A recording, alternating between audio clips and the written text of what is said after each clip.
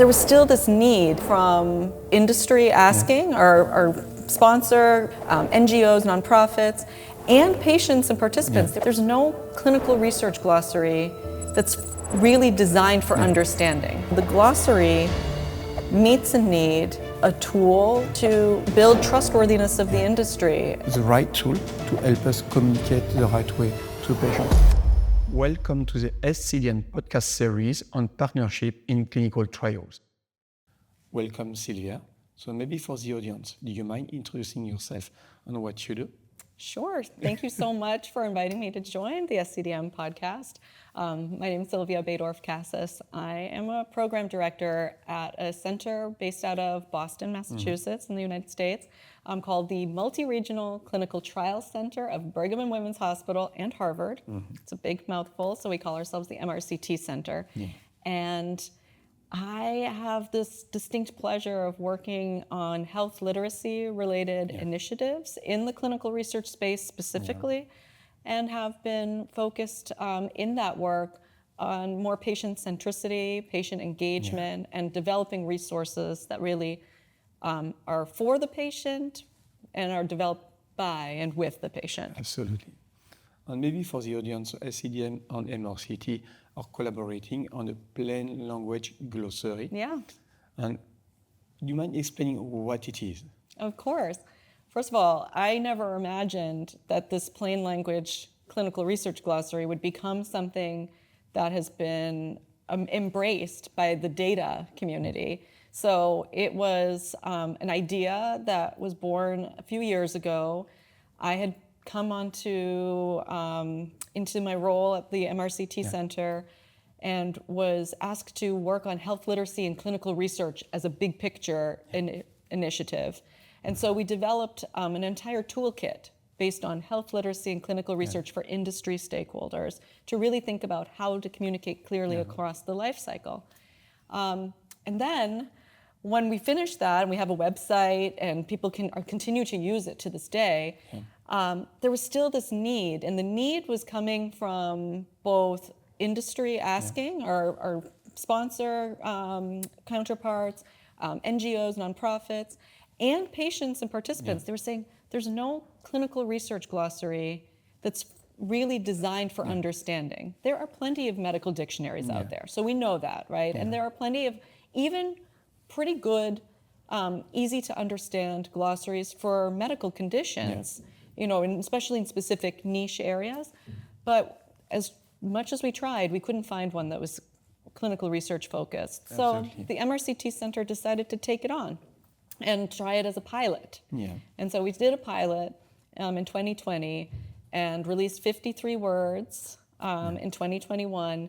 And it was at that point that there was much more buy-in. And so we've continued growing it. And that's how we eventually came to meet you. You know, we were adopted by CDISC as a global standard. And so it became more, I think, interesting to folks in data to think, wow, there's standards now around how to communicate clearly. And even if there isn't a regulatory mandate yet, it's likely going to come, or there's going to be strong encouragement and guidance, and we'll be well-positioned, and you will be well-positioned to start to meet that need. No, absolutely. And to be honest, when I saw the glossary the first time, and I saw some of the terms included like an umbrella trial, what randomization means, very complex terms that are easily misunderstood by patients, it became obvious that it was extremely useful. And as we developed a lot of material for patients, it became just a no-brainer. It was the right tool to help us communicate the right way to patients. And not only to patients, some of our newcomers in the industry. They have to learn so much complex stuff, and having a plain language glossary, and you have images, examples, simple definition. It makes it so easy to understand what it is. And congratulations, it's a very nice tool, by the way. And if we can elaborate more on the glossary, how do you want to see it used, ideally? Well, it's amazing. You already highlighted some of the key elements of it that really go beyond just a definition, right? So we have focused on having a plain language, easy to understand sentence definition, and that is developed and voted on via consensus with a work group that works together and decides together, can I accept this definition? So we make sure that it's regulatorily sound, it's plain language, it's easy to understand, but you know, if you get a lot of people in the room, they want to start mixing this word here, and should we do this and this, you know, and it's like, no, it doesn't have to be perfect. It has to be accurate, and it has to be easy to understand, but we are not going to aim for everyone getting their perfect definition.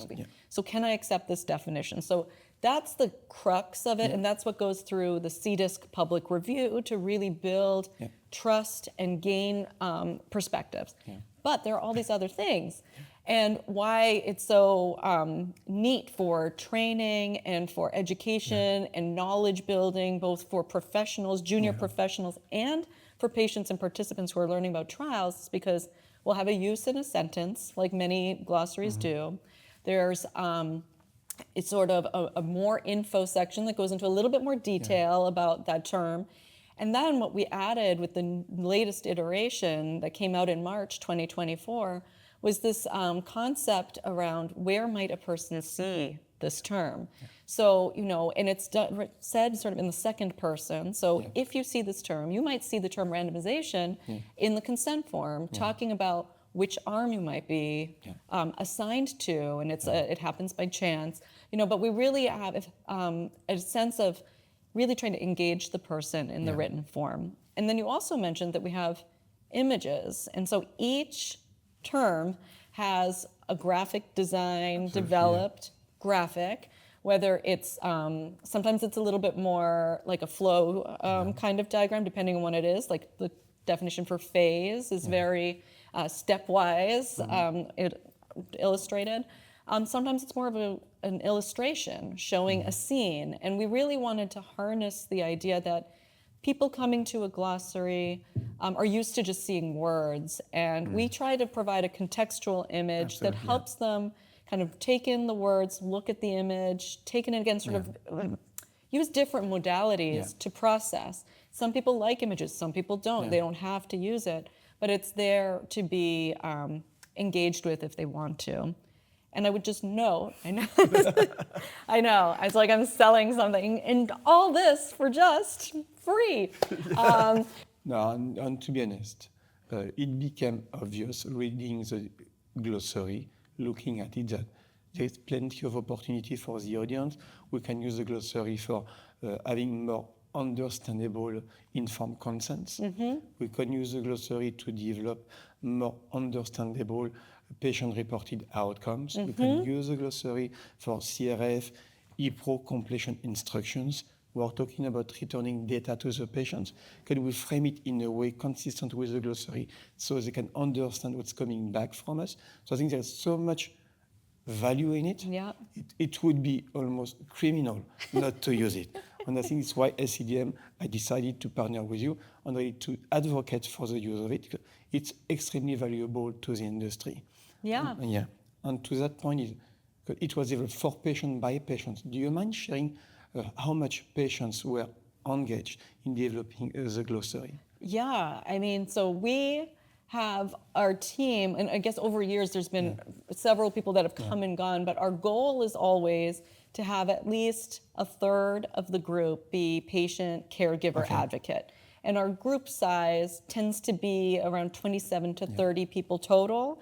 And so we have a librarian as well. We have people from industry sponsors. We have, as I mentioned, nonprofits and CROs represented. And then also these patient voices that are there. And the way that we've always kind of set it up is that you'd have a development team that has, it's a little bit bigger, and we all work together to come up with that initial definition, and that has patient advocates on it. And then it moves to an exclusively patient advocate review team. And that is about 6 or 7 people that look at that terminology and those definitions and then vote on what ends up being the final that goes through CDISC public review. And then public review has been great because we ended up taking the CDISC process, which is a wonderful, rigorous process. It uses the wiki and the JIRA, and it's like wonderful. But it's not necessarily as patient and public friendly. Yeah. And so what we ended up doing was actually developing our own survey within REDCap, which is like a survey monkey or whatever, and allowing people to enter their feedback via that mechanism, and then we feed it into the CDISC system. So there's still all the transparency, there's still all the tracking, but in terms of users coming to give feedback, it's much more user-friendly for them. Absolutely, so we even thought about it like that, because even if we're talking about professionals, we have now clinical research professionals who are coming in and giving us feedback too, because they are the front lines of the ones that are seeing the participants in the studies. So it's really helped to increase engagement. And so I will just say we went through public review again for our next 20 words this past, I guess it was June, July.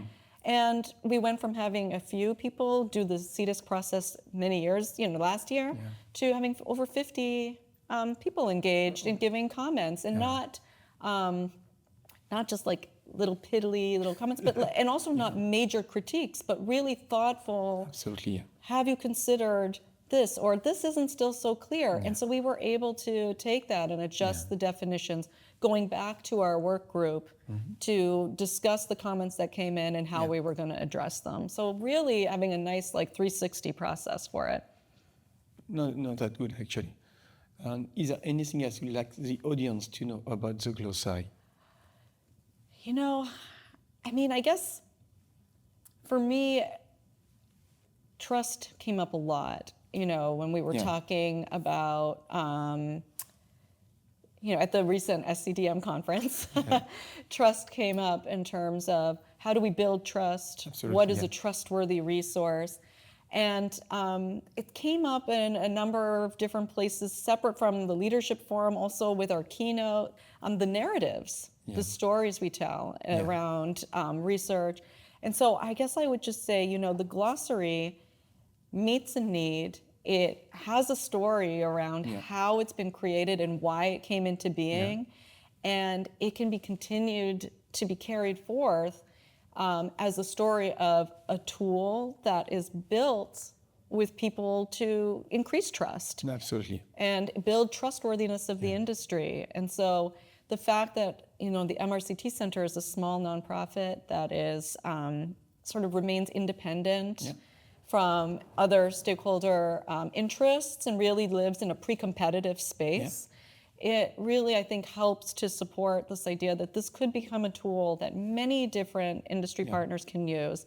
And we have on our website, at this point, we have an Excel version that can be downloaded. So again, for that user friendliness, for industry folks, for data folks, it is downloadable. It can be saved as a CSV. Then we are C-coded, so all the definitions, by being a CDISC standard, is cataloged and documented in the inside thesaurus and all this. So really, there's these nice linkages where we've had patient voices integrated in, but it's also robustly documented as a coded terminology that can be adopted.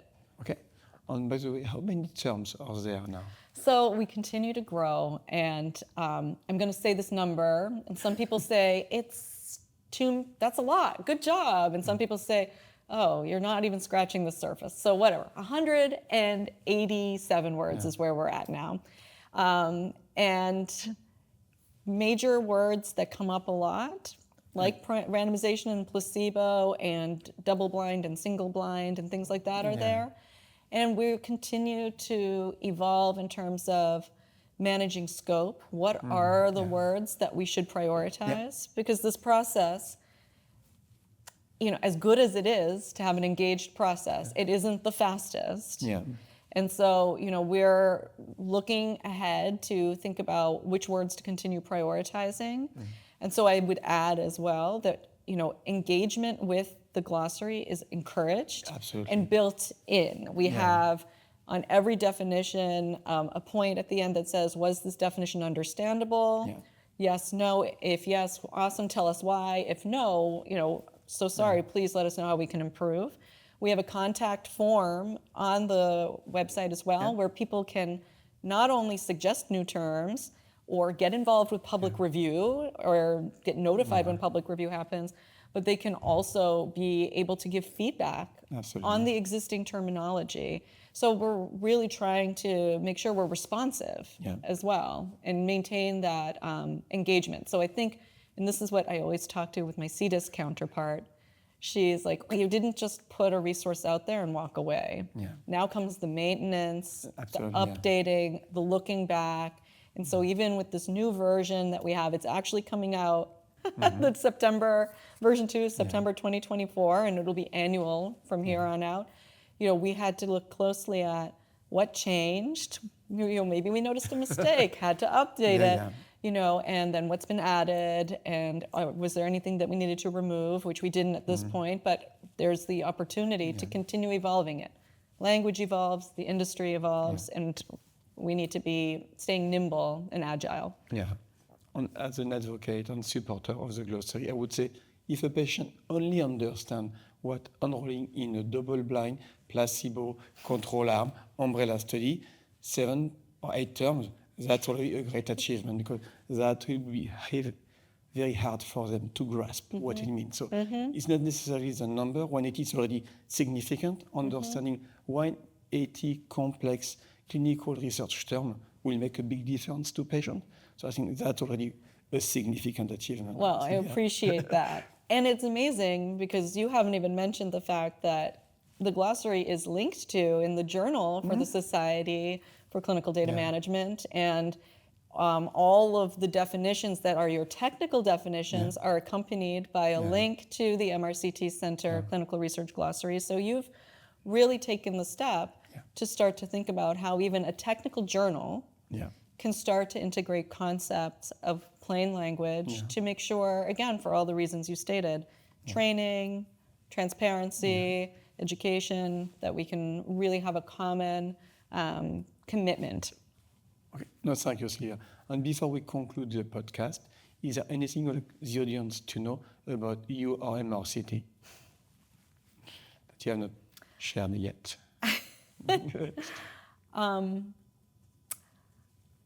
I feel really lucky to work in this space. Some of us, I'm a clinical research professional. I've been in the clinical research field for 25 years, and it was a bit of a up and down roller coaster along the way. I didn't always know that I found my place, and I went through a number of different roles over the years.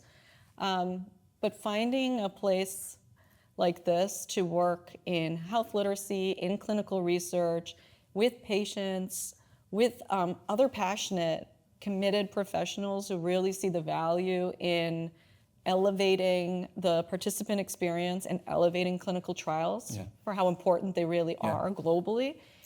It's just like feels really lucky because I didn't imagine this would happen like this. And so I feel really fortunate to be able to be the voice for all the people and my organization that really put the effort behind this and their commitment to it. Well, thanks, yeah. And by the way, really thank you deeply and sincerely for partnering with us. I know when you reach out to you, you said yes right away. And it's really a strong partnership. We have a lot of opportunities moving forward. So thank you so much. I'm sure we'll talk more about the glossary. And if you haven't checked it out, go to the MRCT Center and check the glossary. It's very useful to the industry. Thank you, Sheila. And goodbye. Great. Thank you so much. Thanks. Thank you.